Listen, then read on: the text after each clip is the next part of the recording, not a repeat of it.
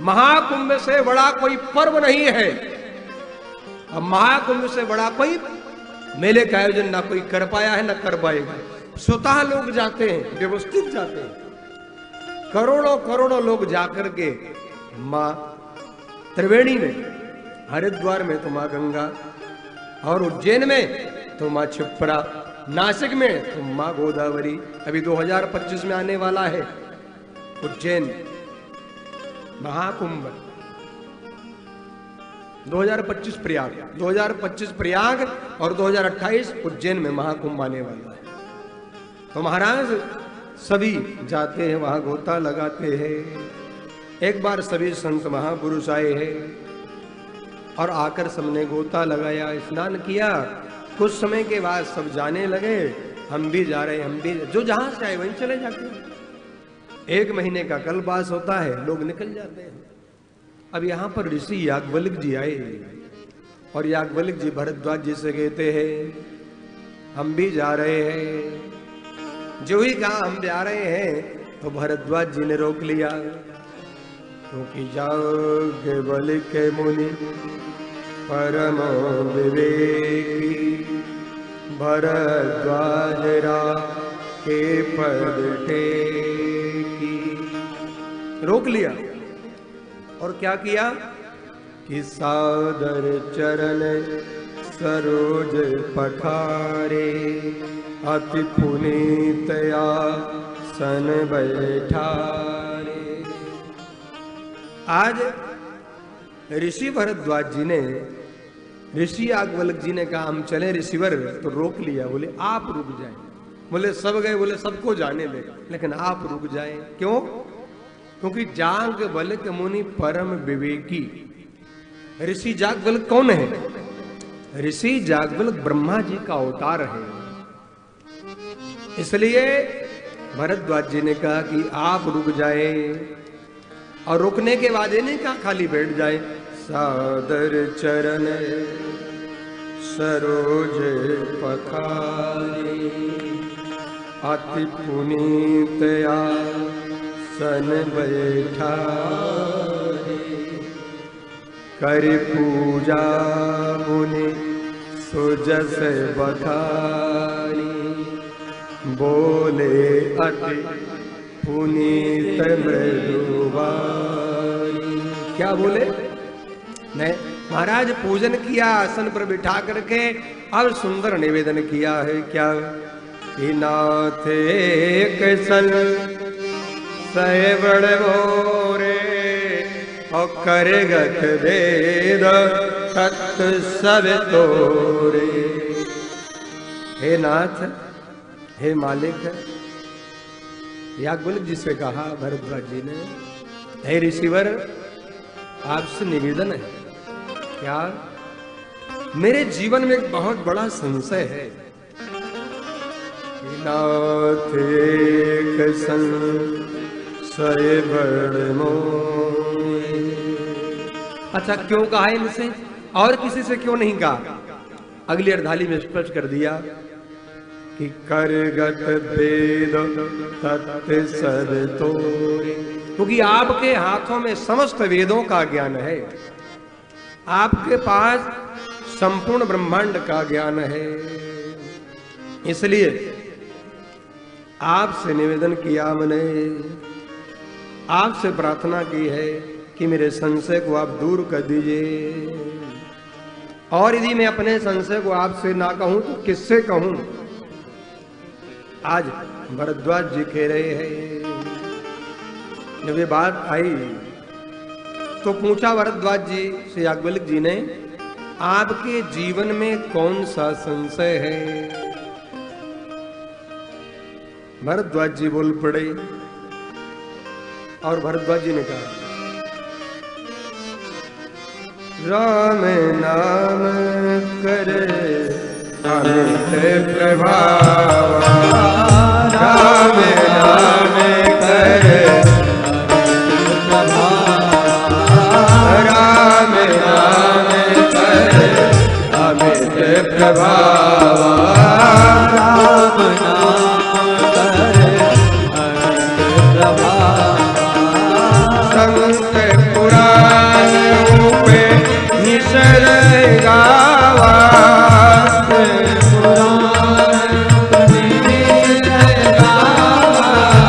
संतत जपत शंभु अविनाशी संतत जपत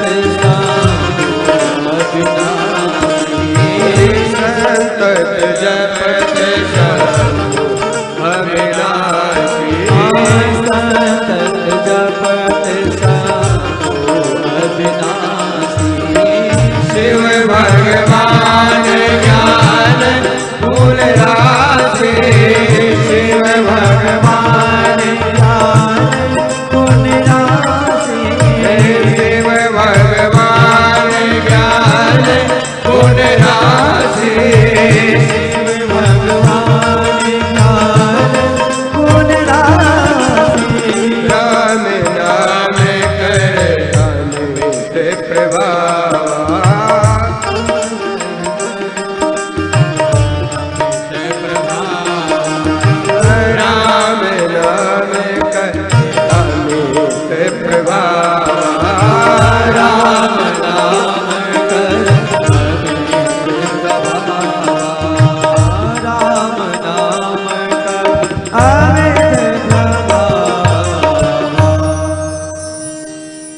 संशय है? याज्ञवल्क्य जी ने पूछा भरद्वाज जी से, संशय क्या है? तो भरद्वाज जी बोले एक ही संशय है, राम नाम कर अमित प्रभाव। बड़ी महिमा सुनी मैंने। कहां कहां सुनी आपने? पूछा तो कहा कि संत पुराण ओपे निषद गावा। संत भी गाते हैं, पुराण भी गा रहे हैं, उपनिषद भी गा रहे हैं। संत गा रहे हैं, पुराण गा रहे हैं, उपनिषद भी गा रहे हैं, तो फिर संशय किस बात का है? तो कहा कि संतत जपत शंभु अविनाशी। वो शंकर भोलेनाथ जिनका कोई आदि अंत मध्य नहीं है, अविनाशी है, वो निरंतर राम राम जपते हैं। शिव भगवान ज्ञान गुण राशि। वो भगवान है, कौन? शिव भगवान ज्ञान गुण राशि। और ज्ञान का खजाना है जिनके पास, जिनकी डमरू से समस्त ग्रंथ प्रकट हुए। संस्कृत साहित्य के 14 पाणिनि व्याकरण के जो सूत्र हैं, जितना संगीत है, सब भगवान शंकर की डमरू से तो प्रकट हुआ है। डमरू को जब ने नाद किया, बजाया, कैलाश में भोलेनाथ ने सब प्रकट हो गया। वो ज्ञान की मूर्ति है, ज्ञान के खजाना है। और वो रात राम राम क्यों जपते हैं? तो महाराज मुझे इस बात का थोड़ा संशय हो रहा है। भाई संत गाए, पुराण गाए, उपनिषद गाए, कोई बात नहीं, लेकिन अविनाशी क्यों गा रहे हैं? आगे कहा तो राम कवन पूछो, राम कवन प्रभु पूछव तो ही, अकहि बुझाए कृपा निधि मोहि। कहाई बुझाए। देखो गोस्वामी जी की रामचरितमानस में अवधी भी है, मैथिली भी है, भोजपुरी भी है, बुंदेलखंडी भाषा भी है, क्योंकि आदरणीय गोस्वामी जी का जन्म हमारे बुंदेलखंड का है, तो बुंदेलखंडी तो वही। अब बुझाए शब्द जो है ना, ये भोजपुरी है। आज क्या कहा भरद्वाज जी ने? कहे बुझाए कृपा निधि मोहि। हे सरकार, आप कृपा करके बताइए, क्या ये राम नाम की बड़ी महिमा में सुनना चाहता हूं, जरा बताइए आप। तो मानो ऋषि भरद्वाज जी से याज्ञवल्क्य जी कह रहे हैं, आप किन्हीं राम जी को जानते कि नहीं जानते हो? बोले हाँ जानते हैं। तो किन को जानते हो? कौन से राम जी को जानते हो? तो एक राम आवे भेष कुमारा और दिन कर चरित विदित संसार। एक राम जी को जानता हूं। कौन से राम जी है? दशरथ नंदन राम है, अयोध्या के चक्रवर्ती सम्राट आदरणीय दशरथ जी के सुपुत्र, और उनका नाम है श्री राम जी महाराज। और तिनकी महिमा सारे संसार में गाई जा रही है। क्या कहा भरद्वाज जी ने कि नारी बिरह दुख लयहु अपारा, अभयहु रोष रन रावण मारा। अपने पिता के वचनों को मानकर वनांचल प्रदेश में गए। 14 वर्ष की जब वनवास की यात्रा हुई राघव की, भरद्वाज जी कह रहे हैं तो मेरी कुटिया से होकर गए। राम जी भरद्वाज जी से मिलकर ही गए थे, प्रयाग होकर ही गए थे। और वन में जाकर रावण ने मां वैदेही का हरण कर लिया, मां जनक नंदिनी का हरण कर लिया। जब हरण कर लिया तो रावण को बहुत समझाया, नहीं माना तो अंत में रावण के परिवार सहित रावण का उद्धार कर दिया। अब प्रभु श्री राम की अपर को जाहि जपत त्रिपुरार, सत्य धाम सर्वज्ञ तुम और कहूं विवेक विचार। हे ऋषिवर, बस प्रश्न इतना है कि राम नाम कर अमित प्रभावा, वो राम, और दूसरे राम जो वनांचल प्रदेश में घूम रहे हैं वो राम, अथवा जिस राम की महिमा को शंकर जी गा रहे हैं तो वो शंकर जी वाले राम और पुराणों शास्त्रों वाले राम वही है या अलग है?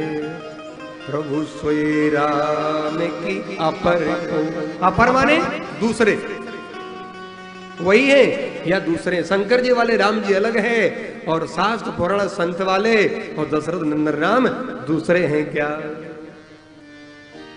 एक कवि ने कहा कि एक राम दशरथ कर बेटा, एक राम घट घट में बैठा, और एक राम कर सकल पसारा, एक राम रण रावण मारा।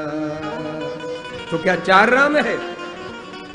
तो मानो दूसरे व्यक्ति ने, एक महापुरुष ने सुंदर जवाब दिया, वही राम दशरथ कर बेटा, और वही राम घट घट में बैठा, उसी राम का सकल पसारा,